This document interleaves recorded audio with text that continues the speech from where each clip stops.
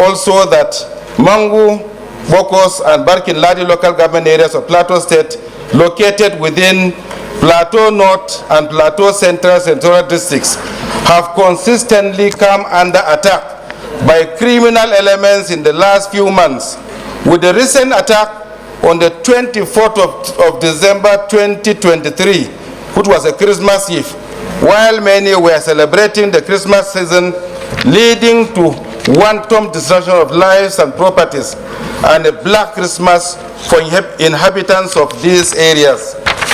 Senate notes further that this recent attack appears to be a well-coordinated and well-orchestrated, with about 20 villages being attacked simultaneously, leading to the loss of life of about 195 persons, and while still counting. Of Christians and Muslims, that's what intermixed. But what happened on the Christmas Eve? On the Christmas Eve was something that needs to be investigated by security agencies. It should not be just rhetoric. It just not be talks. Sir, anybody who is assigned responsibility as a security chief and he cannot deliver, he must be shown out.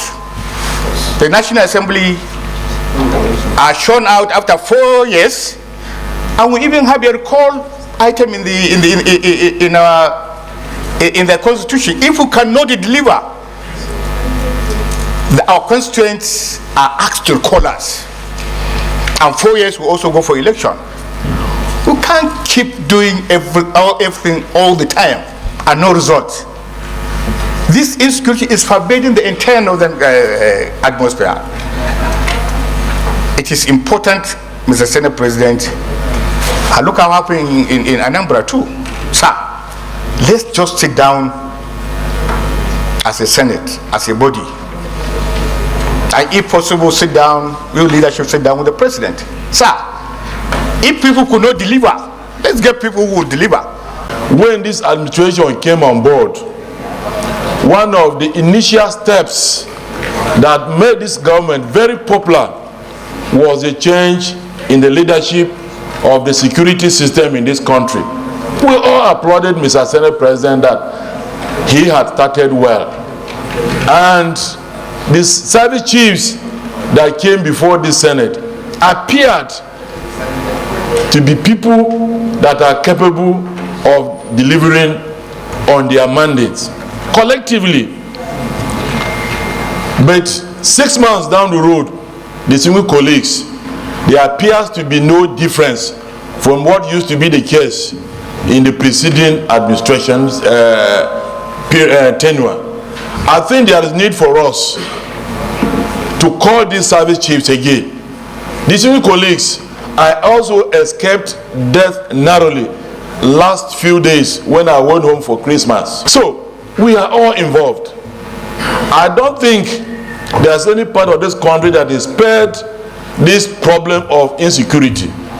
If there is only one thing this administration will do differently from the previous administration, one will score the Tinubu administration 100%. I think that motion by themselves don't bite. They came here, they assure us they can secure the country, and like every speaker, one speaker after the other, we've all agreed that nothing much is changing. Resolutions will change this situation. We need to bring them back here. I limit myself to Army and Air Force because I don't think this is a problem of the Navy. I'm not also sure that the police that cannot protect our roads, as a result of which you have soldiers, that putting a barrack there will be enough. I just want to add that to show the seriousness of these hollow chambers, under your leadership, that we summon the Chief of Army Staff and the Chief of Defense Staff and the Chief of Air Staff and the IGP to tell us why we should not hold them responsible for these killings. If somebody spent 3 days in Plateau and he had the kind of information that Senator Nigi shared with us, and every other person, it shows that there was proper planning. You can't carry out that level of planning in secret and it doesn't leak. If civilians are aware how come that those who are paid to secure are not aware? We need to let them know that we are paid, we are angry with them for failing in their duties. They need to know that each time in Nigeria is wasted, we owe the security agencies responsible, and there must be consequences on their part. Nigeria doesn't owe anybody a job. They owe us a duty to perform the job that they have asked for. In every society, we have conflicts. We have religious conflicts and differences. We have ethnic conflicts and differences. But when a dimension like this comes into effect, it calls the attention of Mr. President of the Federal Republic of Nigeria. Because the killings that were done in systematic manner.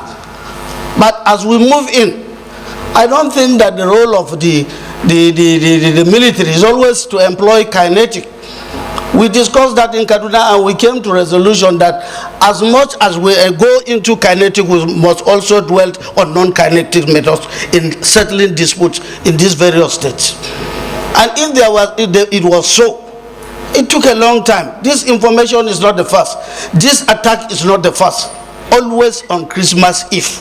Always on Christmas Eve. And to say that yes, indeed, we have a responsibility to comply with the provisions of our Constitution, which is that the primary role of government is to ensure the protection of lives and properties. This is a very unfortunate, a very barbaric, and a very terrible tragedy for Nigeria that had led to what we may regard as a black Christmas for the country, because the level of killings were unprecedented and the number of villages affected simultaneously were also unprecedented. And it's very clear that these things were very coordinated, and therefore we believe there was failure of intelligence and failure of reaction, of timely reaction. And that is why the Senate is taking this very seriously. This Sallow chamber should invite the security chiefs, namely the National Security Advisor, the Chief of Army Staff, the Chief of Air Staff, the DGSSS, DGNIA, because of the foreign elements involved, the Inspector General of Police, to meet in a closed session, to meet in a closed session with the Senate with a view to obtaining first-hand information on the Christmas Eve killings in Plateau State.